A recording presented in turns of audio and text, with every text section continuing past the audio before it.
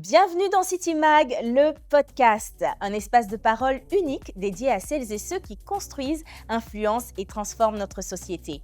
À travers des conversations intimes, profondes et surtout sans langue de bois, nous mettons en lumière les parcours de femmes et d'hommes engagés. Homme engagé, il était bien avant son élection à la mairie de Zuénoula en 2018. C'est à ce moment qu'il démissionne de ses fonctions pour se mettre au service de la population et de la Côte d'Ivoire. Depuis, il est resté fidèle à ce qui fait de lui un visionnaire lucide, un homme de conviction, mais aussi un fils, un frère, un père comblé. Monsieur le député Olivier Djebi est avec nous dans City Mag, le podcast. Bonjour monsieur le député. Merci de nous honorer de votre présence dans ce podcast, City Mag, le podcast. Alors, j'ai envie d'entrer directement dans le vif du sujet. Vous avez eu une carrière enviable, une carrière confortable. Et puis, lorsque vous êtes élu en 2018 à la mairie de Zénoula, vous décidez de démissionner et de vous consacrer à cette mission. Pourquoi? Déjà parce que, les challenges, le défi était énorme. Il y avait beaucoup de choses à faire au niveau des UNOULA, donc on ne pouvait pas faire les choses à moitié. Je ne pouvais pas garder mes fonctions au sein de l'entreprise où j'étais employé et puis, servir correctement les populations qui m'avaient accordé leur suffrage et leur confiance. Donc il était normal que je me libère totalement pour remplir, comme vous dites, cette mission. Donc, vous quittez la France, vous étiez en France, il me semble. Vous quittez la France, vous revenez en Côte d'Ivoire. Quelles sont les premières actions que vous menez lorsque vous arrivez à la mairie? Déjà, quand je suis parti de la France, c'était pour vraiment, revenir en Côte d'Ivoire parce que je voulais rentrer chez moi. Et avant de m'engager en politique, j'ai fait 5 ans dans une société privée de la place, une multinationale, avant de m'engager en 2018, en politique. Enfin, j'ai plutôt 4 ans. Quand je fais le calcul, c'est plutôt 4 ans dans D'accord. une boîte avant de m'engager, me mettre au service de la commune de Zienoula. Mais ce qui m'a motivé, c'est, les difficultés auxquelles était confrontée ma ville, j'allais dire la ville natale de mon père, la ville où je passais souvent mes vacances. À chaque fois que j'y retournais, j'étais un peu, déprimé et vraiment, triste de voir l'état de dégradation de la ville et ça ne faisait qu'en s'empirer au fil de l'eau. Et comme, je me suis dit que j'ai tellement des chances dans la vie, j'ai eu une carrière un peu à l'international qui s'est arrêtée, j'allais dire à Paris. Il était normal pour moi d'apporter aussi ma contribution, à mes concitoyens. J'ai eu beaucoup de la Côte d'Ivoire. Vous savez, à l'époque du Fouet, on était tous boursiers, on a eu des études, un enseignement de qualité.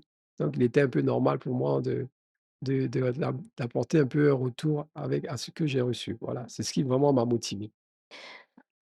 On sait que ça représente un certain nombre de challenges d'être à Mmh la tête d'une commune. Pour mh. vous, personnellement, comment ça a été? Qu'est-ce que c'était d'être à la tête de la mairie de Zénoula, je dirais au quotidien?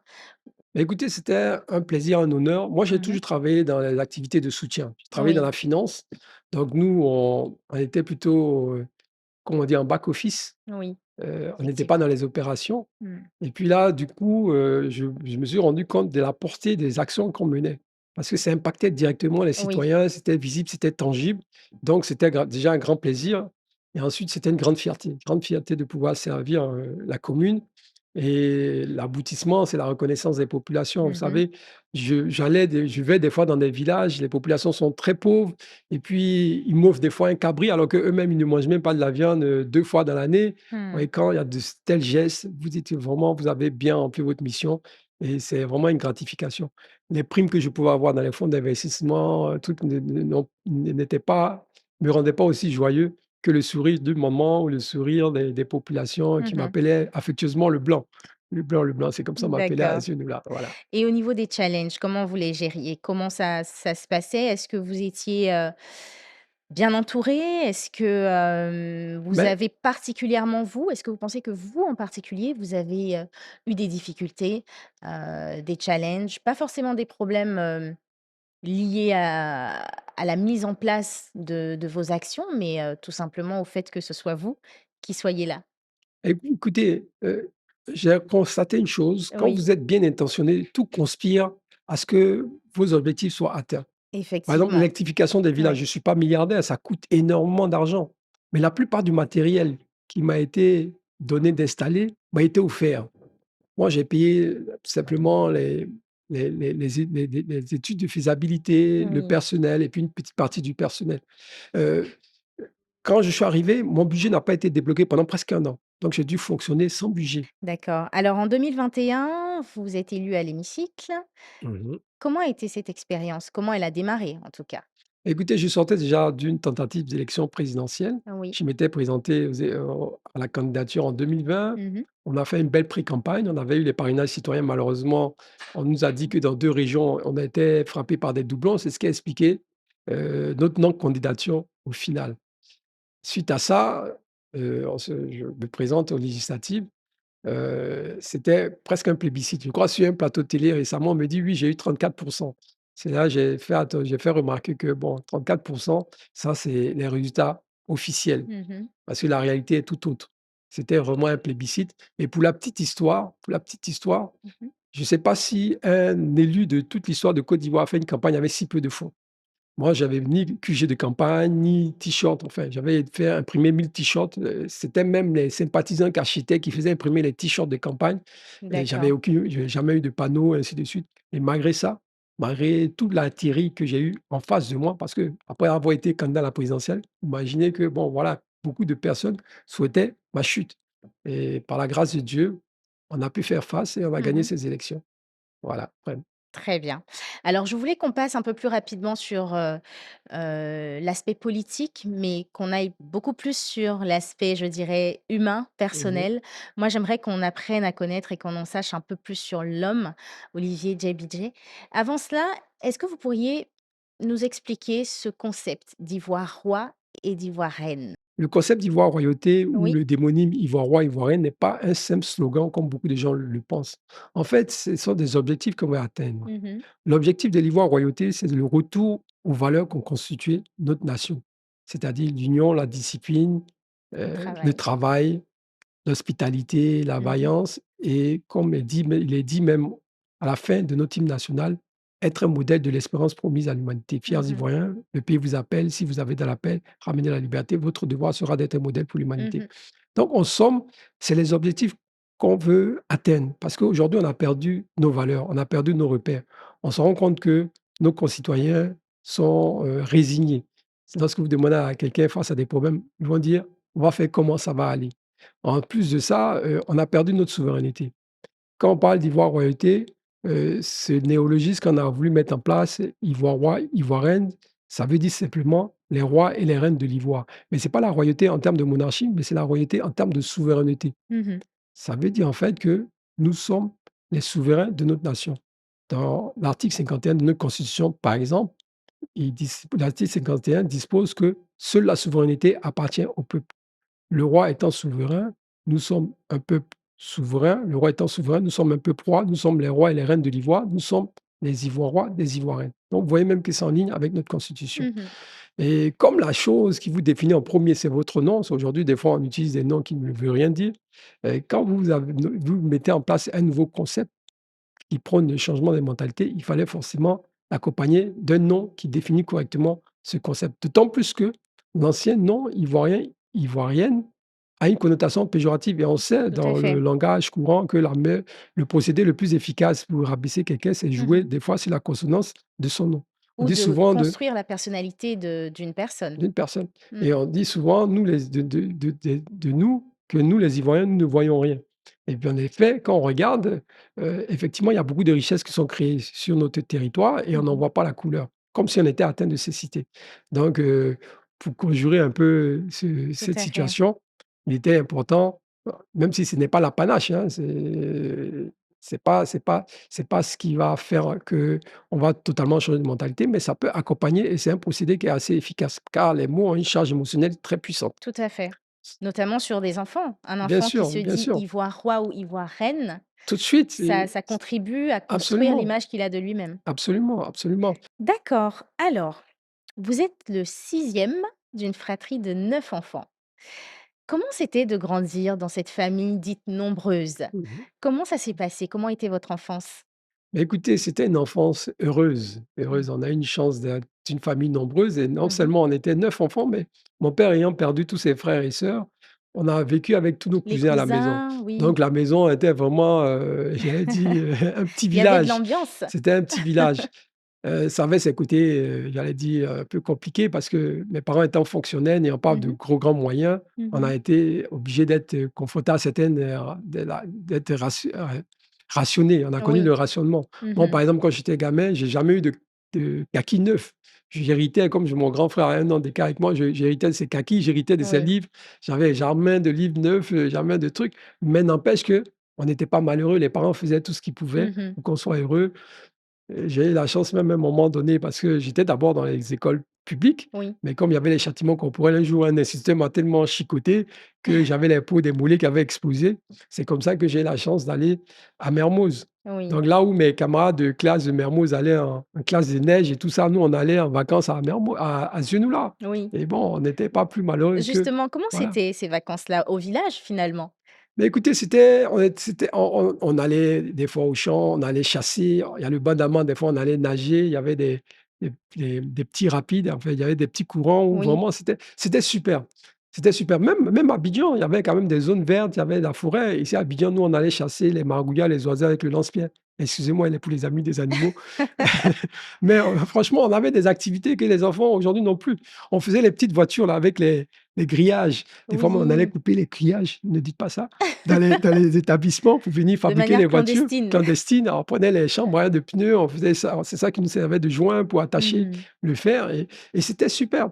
On se faisait des arcs, on se faisait, voilà, plein de choses et donc on était aventuriers. Ce qu'on voyait dans les films d'aventure, on le faisait dans notre environnement. Donc c'était une enfance. Ce que les enfants faisaient à Djamé, par exemple, mettre les bois dans les pneus pour aller courir, on s'amusait avec tout. On se fabriquait nous-mêmes nos jouets et c'était Mmh. extraordinaire. Donc je peux dire que j'ai eu une grâce d'avoir une telle enfance et d'avoir connu ces réalités-là. Et tout ça a contribué à faire de vous l'homme que vous êtes aujourd'hui, Probablement, qui a vu finalement, différentes façons de vivre. C'est ce que je disais tout absolument, à l'heure. absolument. Hem, Justement, qu'est-ce que chaque, mode de vie vous a apporté et vous a permis justement d'être, l'homme que vous êtes aujourd'hui? Donc les vacances au village, ensuite, je dirais une, vie professionnelle qui démarre tranquillement et puis ensuite les grands groupes, donc une situation vraiment, aisée. Qu'est-ce que ces différentes parts de vous, heu, vous apportent aujourd'hui? Vous pouvez en fait vous adapter dans n'importe quel environnement, vous savez parler à des hommes puissants comme à la femme qui vend son arachide, en bordure de route. Mais vous avez apporté la réponse, Oui, en fait, c'est la flexibilité, c'est la la flexibilité. flexibilité, Voilà, l'adaptabilité. absolument. Comme je dis, je suis un métis, racial parce que ma Oui. mère est ivoirienne d'origine française Mmh. et mon père est ivoirien de Zionula.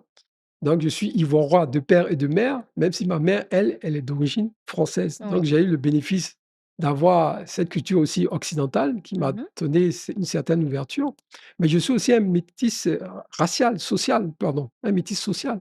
Parce que comme je vous ai dit, j'ai été confronté en réalité des classes un peu moins nanties Oui. et grâce aux fonctions que j'ai eu à occuper, j'ai travaillé dans les plus gros fonds d'investissement dans le monde, à New York, à Paris, ce qui a fait que j'ai eu à côtoyer effectivement des personnalités relativement puissantes sur le plan financier et sur le plan politique aussi. Je fais Mmh. partie d'un think tank qui me fait des fois côtoyer certains sénateurs très puissants américains ou des Oui. congressmen et on réfléchit sur des problématiques qui concernent la planète avec les nouvelles technologies telles que l'AI, la 5G, Mmh. la cybercriminalité, la human trafficking, Space Force, en fait, toutes les problématiques pertinentes du moment. Oui. J'ai à travailler avec quand même des sommités de la planète pour voir comment on peut légiférer et faire en sorte de se protéger avec, ces évolutions technologiques.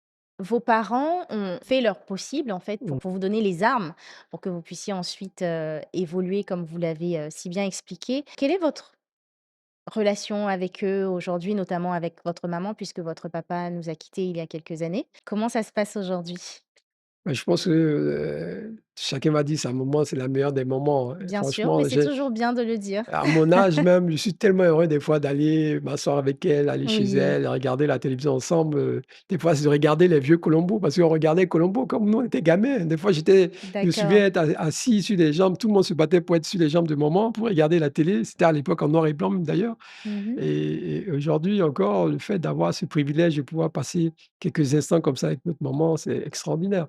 Elle a 83 ans aujourd'hui, mais elle continue à travailler, elle est vraiment dynamique. Elle Elle voyage. voyage, je la vois des fois avec son petit pantalon à l'aéroport, aller en classe économie. J'ai dit: «Maman, dès que ça va aller un peu même, je vais te mettre en business class parce que vraiment tu mérites tellement, tu as tellement donné pour le pays».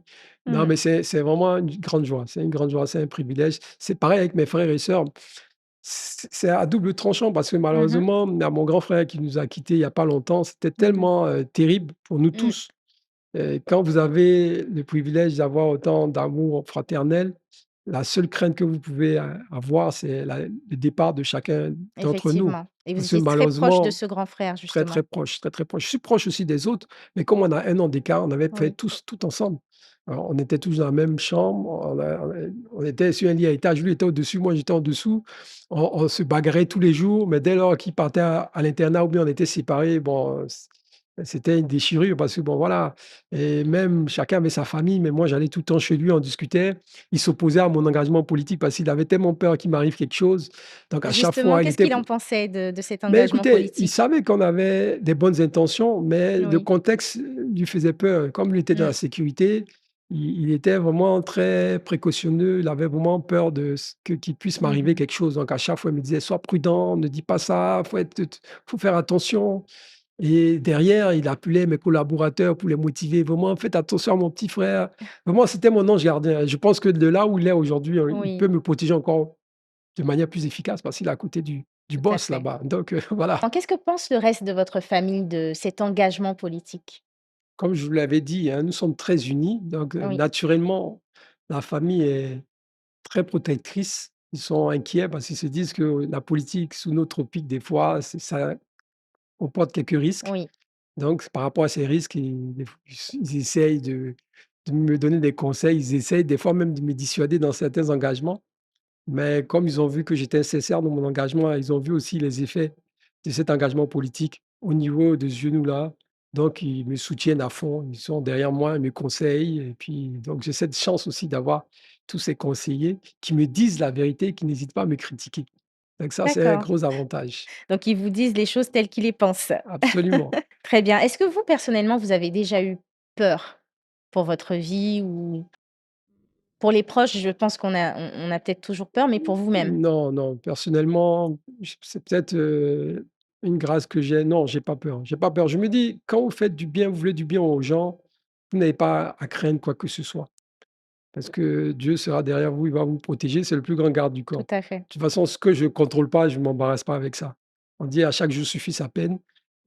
C'est pareil, c'est quelque chose que je ne peux pas. Vous pouvez avoir tous les gardes du corps que vous voulez, ça ne peut pas vous empêcher d'avoir, un malheur. Mmh. On a attenté à la vie du président Reagan, on a assassiné le président Kennedy, on a assassiné plein d'hommes politiques sous nos tropiques. Beaucoup de gens ont eu des fois même bon, je ne vais pas trop parler de ça, voilà. D'accord. Est-ce qu'il y avait ou il y a eu une ou plusieurs convictions que vous aviez avant de faire de la politique, dont vous vous êtes détaché aujourd'hui? Non, non, non, je pense que je suis resté consistant sur mes valeurs, mon diagnostic. Oui. Si vous regardez bien même mes discours, mon programme de 2020, il n'a pas beaucoup changé parce que les problèmes Mmh. n'ont pas non plus été résolus. Justement, en parlant d'engagement, nous savons que ce type d'engagement-là est un engagement particulièrement chronophage qui peut, demander une vraie dextérité pour allier le côté privé et professionnel. Comment vous gérez aujourd'hui et sur quoi comptez-vous vous appuyer pour gérer lorsque les fonctions seront d'autant plus, importantes? Et ça, c'est une question très pertinente. Je dois dire qu'effectivement, depuis que je me suis engagé en politique, je n'ai plus tellement de vie privée, Oui. puisqu'on devient un homme public. Et les circonstances ont fait que même avant de m'engager, je n'étais plus en couple, je n'étais plus marié. Mmh. Enfin, j'étais pas marié, mais j'étais en voie de me marier et puis malheureusement, je me suis séparé avec ma fiancée de l'époque et depuis lors, j'ai pas eu le temps de reconstruire une vie, de couple. Mmh. Parce que bon, déjà, je suis comblé d'amour, hein, les gens m'aiment bien par rapport au travail que je fais. Il y a la famille, ce qui fait que bon, peut-être que je suis pas pour le moment à la recherche et ça peut être problématique parce que souvent, c'est bien d'avoir, voilà, une compagne à côté de soi pour pouvoir vous supporter, surtout dans les moments très Tout difficiles à fait. et donc ouais, effectivement, heureusement, j'ai 2 enfants magnifiques qui me donnent une énergie incroyable et voilà. Bon, il y a des religieux, hein, qui sont tellement engagés dans leur foi, qui décident de faire vœu de célibat ou de chasteté pour les bonnes sœurs et c'est un moyen aussi de servir au maximum. Je ne veux pas dire qu'il y aura pas de première dame quand je serai élu, non, non, mais pour le moment, c'est vrai. On vous le souhaite en Voilà. tout cas. Par exemple, avec vos enfants, comment vous faites pour passer du temps de qualité avec eux? Est-ce que vous êtes maître de votre planning aujourd'hui ou est-ce que vous il y a des incompressibles pour pouvoir justement maintenir ce lien avec vos enfants? Mais écoutez, ce qui concerne mon fils, je ne il y a l'agenda de sa mère aussi, qui fait Oui, que bon, je ne suis pas maître du temps. c'est toute une J'essaye organisation. de faire de mon mieux pour passer des moments de qualité avec mon fils. Mmh. Heureusement, je m'entends très, très bien avec sa maman et qu'on a des bons rapports et que chacun se bat pour le bonheur du fiston et je pense Mmh. qu'il est très équilibré. Ma fille, elle est très jeune donc Oui. elle, j'ai la chance de l'avoir vraiment presque en permanence avec moi et je suis tellement content de lancer des fois la lessive, fait ses laver ses habits. Quand je les mets sur la corde à linge, je vois ses petits habits, tout ça. Je me dis que ça me comble de bonheur. C'est Oui. vraiment une grâce. Surtout à mon âge, hein, ça pourrait peut-être être ma petite fille, on ne sait jamais. Alors comment vous expliquez, justement le fait d'avoir, eu des enfants, je dirais récemment? Bah, écoutez, peut-être j'avais été à un moment très carriériste, Oui. hein, ma compagne de l'époque et moi avons des positions assez intéressantes à Londres, après à Paris et par rapport à nos charges, on n'a pas eu bon de faire des enfants.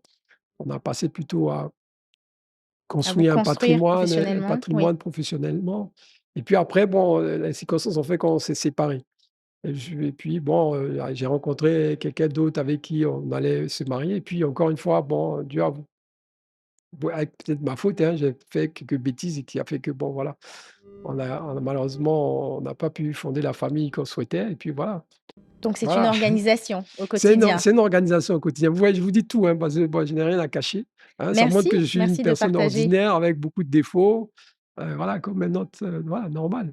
Alors quand vous avez des doutes, quand vous avez des moments comme on a tous, hein, des Mmh moments mh. un peu down comme on dit, vers qui vous vous tournez? Notamment depuis la perte de votre frère dont vous étiez très proche. Écoutez, c'est la famille. On a la chance d'être une famille soudée, hein. Je vous Vous dis êtes tous franchement, unis? on est unis et ça a aidé mes mamans parce Oui. qu'elle, c'est encore plus déchirant. C'était vraiment terrible. Mmh. Franchement, vu la proximité, c'est peut-être même la seule crainte que moi je la vis et c'est ce que je disais même lors une interview sur d'autres plateaux. Je disais: «En politique, ce qui me limite souvent, c'est le sang. Je ne peux pas mettre en péril la vie de mes collaborateurs, de mes concitoyens». C'est pour ça que je suis toujours au devant. Oui. Quand il y a eu les élections à Ziounula, les municipales, on était confrontés aux dozos. Il y a des dozos qui patrouillaient devant ma résidence. J'ai été même agressé par des dozos parce que tous les corridors de police avaient été remplacés par des corridors de dozos avec, des menaces, insidieuses. J'ai eu des menaces physiques de certains responsables de partis politiques. Donc, moi, j'assumais. C'est moi qui étais devant tous les bureaux de vote quand les choses ne se passaient pas correctement. J'allais essayer de mettre, en tout cas relever les anomalies, les irrégularités qui se faisaient sur le terrain. C'est pas des gens qui allaient pour le faire pour moi. J'allais avec le commissaire de justice qui m'accompagnait pour faire des constats, des PV, d'huissier ou de commissaire de justice comme on les appelle aujourd'hui. Mmh. Donc voilà un peu comment je peux expliquer les choses. Donc c'est tous vos frères et sœurs finalement? Voilà, c'est mes frères et sœurs, heu, j'ai quelques amis qui sont Oui. très proches et puis Dieu, on prie. On prie. Je pense que c'est Dieu qui nous console quand on est vraiment, mais à part la perte de mon frère, je peux vous dire, j'ai été, rarement secoué, hein, parce que quand vous regardez tout le bonheur, l'amour qui vous entoure, il y a très peu de choses qui peuvent vous bouleverser. Les Mmh. petits coups bas de certains hommes politiques, moi, à la rigueur, ça me fait rigoler, ça me glisse dessus. Voilà. C'est pour ça que certains sont étonnés et disent: «Mais pourquoi vous êtes indépendant, vous faites des propositions?» mais moi, c'est pas l'argent qui me rend heureux, c'est pas l'argent qui rend heureux, c'est vraiment, l'accomplissement et j'ai trouvé ma voie, ma vocation, c'est Mmh. servir les populations et je pense que je le fais assez bien. Donc je suis comblé. Voilà. Très bien. Vous êtes satisfait de l'homme que vous êtes Aujourd'hui, est-ce que vous êtes en paix avec l'homme que vous êtes aujourd'hui? Franchement, je pense que je suis dans une certaine harmonie, je pense que je suis dans l'équilibre. Ouais. Et quel est votre super pouvoir? Qu'est-ce que vous faites un peu mieux que la moyenne de toutes les autres personnes? Je pense que j'ai quand même un certain discernement, une certaine acuité Mmh mh. pour, comprendre les phénomènes même, j'allais dire planétaires. Vous Mmh. savez, j'ai en 2005, quand j'étais à Londres, j'avais déjà, annoncé la victoire d'Obama. Mmh. Pourtant, on sait les conditions des noirs aux États-Unis. Tout le monde me prenait pour un fou. Parce que je dis: «Mais attends, c'est un beau parleur, il est sénateur», je sais pas, il était peut-être sénateur à l'époque du Michigan ou je sais pas, je sais plus d'où, ou l'Illinois, non, je crois que c'est le Michigan, que c'était quelque chose d'impossible. Mais moi, je l'avais senti par rapport à certains attributs qu'il avait et par rapport à une conjoncture globale politique. Pareil pour le mouvement d'En Marche, pareil pour plein d'autres choses que j'ai pu D'accord, anticiper. J'ai parié même 1 million sur la première victoire de Trump en 2017 et ou vous avez gagné? 2016 et j'ai gagné. J'ai gagné, j'avais qu'à parier même plusieurs fois parce qu'à l'époque, c'était vraiment le tocard, c'était même pas l'outsider et et pareil ça, dès que donc il y a les problèmes du Capitole, j'ai dit: «Trump va revenir» et il est revenu. Parce que bon, j'arrive à lire dans les signes du temps. Je pense que c'est peut-être ça mon pouvoir, Alors, monsieur JBJ, votre livre «Les fables de la buvette» est sorti en 2022. Parlez-nous-en. Comment ça vous est venu, l'envie d'écrire un livre et de le publier? Je dis ça a commencé par quelques publications, ce que Oui, j'ai effectué sur, ma page Facebook. d'accord. J'avais commencé par une, deux, trois fables et au vu des retours que j'ai Mmh. reçus de ma communauté, ça m'a donné l'idée de effectivement faire un petit livre. C'est comme ça que on a fait ce petit recueil. Mmh. C'était pour moi un mot d'expression. Vous savez, des fois, je fais des publications en fonction de l'actualité, en fonction des messages que je veux faire passer. Et j'ai trouvé ce moyen assez ludique parce que quand vous êtes trop sérieux, des fois, les gens ne prêtent pas attention. Mais quand vous êtes trop orienté politique, les gens ont des réserves. Alors que quand vous mettez ça sous le sceau de L'humour? l'humour, Mmh. ça passe mieux. C'est un peu comme les bouffons du roi. Tout à fait. Ils faisaient leur singerie, mais en même temps, ils disaient beaucoup de vérités au roi. C'était des espions, ils venaient passer les messages au roi ou inversement. Donc, je trouve ce procédé assez efficace. Oui, effectivement, il se lit assez facilement. Il est frais et il est drôle. Pourquoi avoir choisi le Nushi et pourquoi avoir voulu l'allier justement à la langue française, mais la vraie langue française et la grande langue française qu'utilisaient des auteurs comme de La Fontaine? Bah, écoutez, hem, comme je vous l'ai dit, hein, tantôt, moi je suis un métis racial, un métis, Social. social. Donc, j'ai voulu faire justement faire retransmettre ça dans ce Mmh. bouquin. Vous savez, les fables ont été écrites par un philosophe d'origine phrygienne, Mmh. Ésope, qui vivait en Anatolie, Oui. qui a écrit ça 1000 ans avant, La Fontaine et La Mmh. Fontaine a repris ces fables en Europe et moi aujourd'hui, je les ai adaptées, à la sauce ivoirienne avec nos réalités et notre environnement d'ici. Donc déjà là, il y a un brassage culturel. Effectivement, il y a beaucoup de fables qui ont été inspirées, bien entendu, de celles d'Ésope ou de Mmh. La Fontaine, Mmh. mais il y a certaines qui ont été plus ou moins créées de toutes pièces Tout à en fait. fonction de l'actualité politique et ainsi de suite. Maintenant, concernant le mixage entre le nushi et le français soutenu, c'était encore un clin d'œil que je faisais par rapport aux différentes classes sociales. Le Mmh. nushi qui est parlé dans les milieux populaires, effectivement, permet à ceux qui maîtrisent bien ce langage de comprendre l'histoire de ces fables, parce que j'ai essayé de trouver une bonne balance Mmh. pour que quelqu'un qui ne maîtrise pas le français trop soutenu puisse comprendre la morale de la fable et inversement, celui qui est à un niveau un peu plus élitiste et qui maîtrise le français soutenu, puisse comprendre malgré, les parties qui sont écrites en uchi. Donc c'est pour rassembler ces 2 mondes que j'ai fait ce brassage aussi, social. Vous resterez toujours indépendant? Ou on ne peut pas Oui, parier sur l'avenir?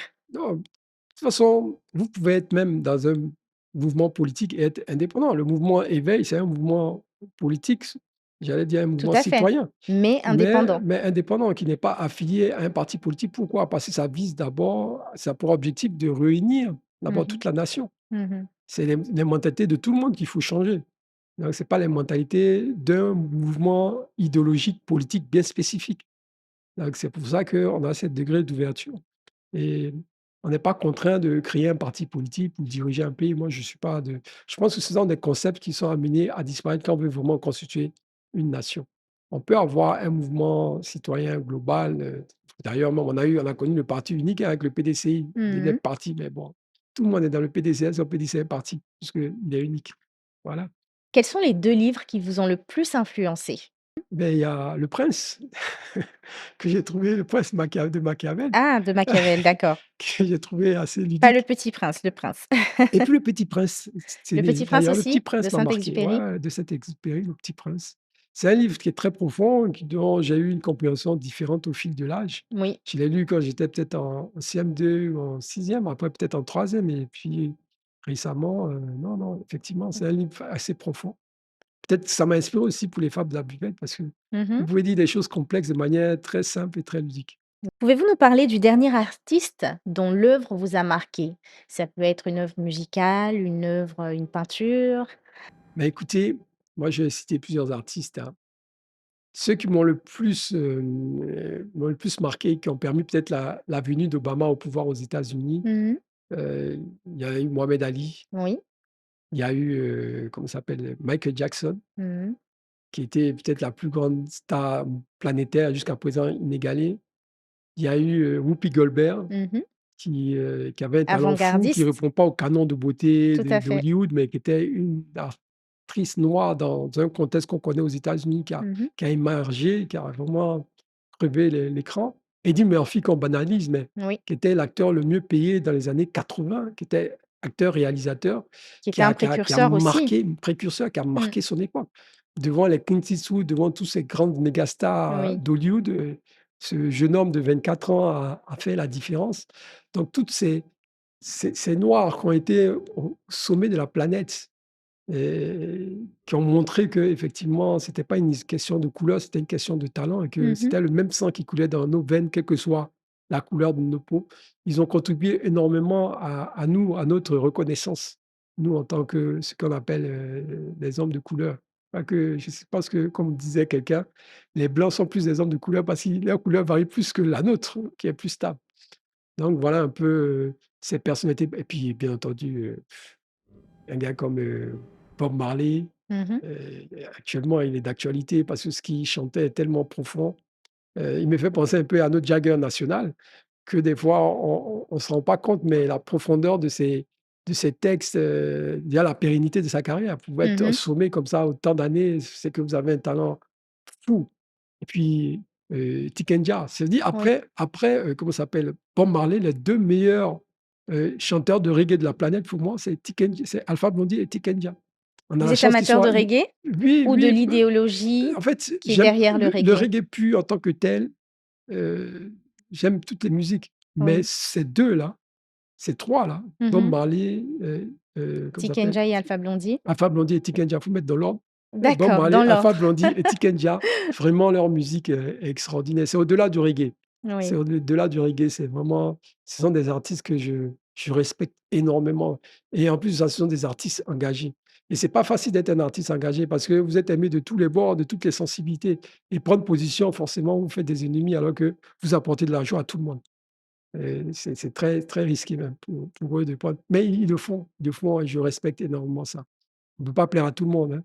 Des fois, il faut être, vaut mieux être vrai Mmh. que vouloir faire plaisir à tout le monde. Est-ce que vous avez des loisirs auxquels vous tenez et que vous maintenez malgré votre emploi du temps chargé? J'aime bien lire quand je Oui. peux, j'aime aussi surtout le sport. Mmh. J'aime Quelle discipline sportive? mais avant, je jouais au foot, mais D'accord. aujourd'hui, j'ai un peu des problèmes de genoux. Je jouais un peu au tennis, donc aujourd'hui, je fais de la boxe. Pourquoi? Par rapport au contexte, hein. C'est un sport qui vous met face à vous-même. Vous êtes Mmh. seul face à votre adversaire et plus vous suez, moins vous recevez des coups.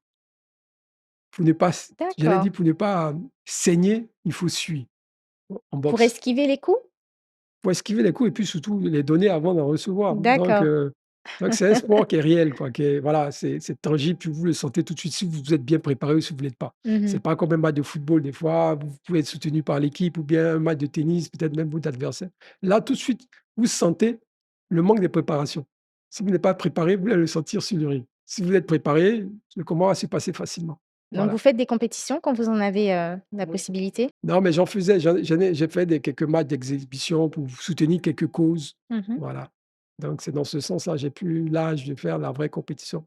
Mais plutôt en arrière, peut-être pourquoi pas. Je pense que Donc un voilà. boxeur, Ouais. il faut pas trop vous Mais je chercher. vous ai cité parmi mes modèles Mohamed Ali. Mohamed Ali, tout Mohamed à Ali, fait. voilà. Donc oui, les sports de combat, la boxe, c'est le noble art. C'est vrai que c'est violent, c'est vrai que bon, Mmh. ça peut déranger certains esprits, mais encore une fois, quand c'est bien pratiqué dans les règles de l'art avec, l'esprit chevaleresque, on évite des accidents. Voilà. Très bien. Parlons un peu de vos qualités et de vos défauts, monsieur JBJ. Qu'est-ce que vos proches diraient de vous en termes de défauts? 3 défauts qu'ils citeraient. Bon, d'abord que je parle trop, je ne sais pas tenir ma langue, des fois même que je suis un peu vantard, voilà. Et quel autre défaut? Que je calcule trop, voilà, que je Sur quel plan? mais sur le plan même, économique, sur le plan économique. Vous savez, D'accord. moi, j'explique, je dis: «Quand vous êtes conscient, des fois, de la misère qui vous entoure, il y a certaines dépenses que vous n'osez pas faire». Mmh. Avant, je pouvais aller en boîte comme tout le monde, prendre une bouteille de champagne ou bien, voilà, faire un peu la java. Aujourd'hui, quand je sais ce que ça coûte et que je sais ce que ça peut solutionner comme problème dans nos localités, des fois, j'ai un peu de réserve. C'est pas qu'on n'a pas le droit de s'amuser, mais vraiment, par rapport à ma situation, il y a des choses que je ne peux plus me permettre. Et Alors, ce que j'ai, j'essaie de partager au mieux que je peux, d'autant plus que je n'ai pas forcément ces besoins-là. vous dépensez plus facilement pour les autres que pour vous? Je dirais oui, franchement, oui. Franchement, oui. Franchement. Mais est-ce que vous pensez que vous pourriez vous faire davantage plaisir? Être un peu, plus Mais libéral envers vous-même? peut-être que j'ai la chance, hein. Moi, franchement, j'ai pas de gros besoins. Je suis pas vénal, je suis assez simple. Les petits plaisirs là me suffisent et malheureusement mes compagnes, parce qu'elles peut-être elles attendraient de moi de les emmener dans les Ah! meilleurs restaurants, de faire oui, oui, quand il y a l'occasion. Enfin, à une époque, je le faisais. À une époque, bon, je pouvais, oui, je voyageais, voilà, Donc elles vous ont fait ce reproche parfois? oui, ça m'est arrivé qu'on me fasse ce genre de reproche. Très Voilà, bien. voilà. Mais vous aviez aussi des qualités, heureusement. Quelles sont ces qualités que C'est votre bon. maman, par exemple, donnerait? 3 qualités. Ah là là, c'est difficile de se donner soi-même des qualités, hein. Heu, En tout cas, Mmh. j'ai mes forces, d'être cohérent dans mon action politique. Mmh. Je pense que hein, que je suis courageux. Je pense que je suis courageux parce que on me le dit souvent, on dit: «Mais toi, tu as pas peur, hein, tu vas au front comme ça». Donc bon, peut-être que c'est une de mes qualités, le courage. Je ressens la peur, mais bon, je me dis: «Quand tu es animé de bonnes intentions, tu devrais surmonter ta peur, tu ne devrais pas avoir peur». Voilà, donc c'est ça. Puis peut-être un peu je suis un peu pragmatique, voilà. Je suis pas dans les discours, je suis pas dans les effets d'annonce, moi, non, non. Non, peut-être que ça, c'est une de mes qualités. Je suis Mmh. vraiment dans l'optimisation des ressources. C'est j'ai pas grand-chose, mais ce que j'ai là, j'essaie de l'optimiser au maximum. Mmh. Donc peut-être c'est mon côté gestionnaire là qui transpire même dans mon quotidien.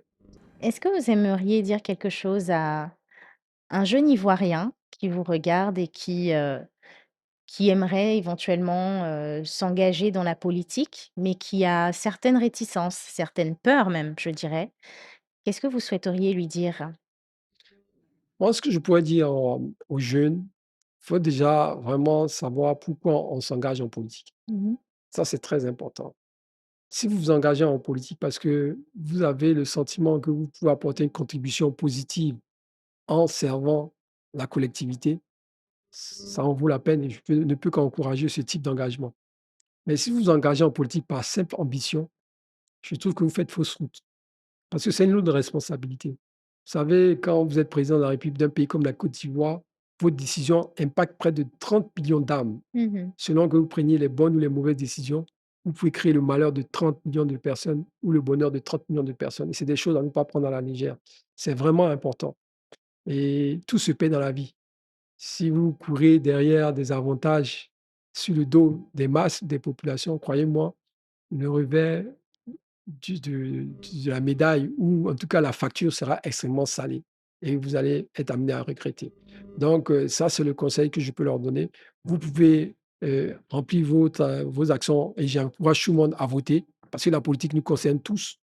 Comme on dit, hein, si vous ne faites pas la politique, c'est la politique qui va vous faire. Si vous n'allez pas voter, les gens vont choisir à votre place. Donc, que tout le monde aille voter et ceux qui s'estiment être dans la capacité, parce que c'est pas tout de dire: «Je veux faire la politique». Est-ce que j'en ai les moyens? Est-ce que j'ai les idées qui peuvent apporter une contribution positive? Si tel est le cas, OK, tous mes encouragements. Voilà. Nous arrivons à la fin de cet échange, de cet entretien. Merci infiniment de nous avoir accordé de votre temps. On avait envie d'en savoir plus sur l'homme au-delà du politique et merci d'avoir eu cette générosité-là, de vous ouvrir à nous. On espère vous revoir très bientôt dans City Mag, le podcast. C'est moi qui vous remercie pour cette invitation et puis pour ce bon moment d'échange. C'était vraiment un très, très, très grand plaisir. Merci à vous. Que Dieu nous garde.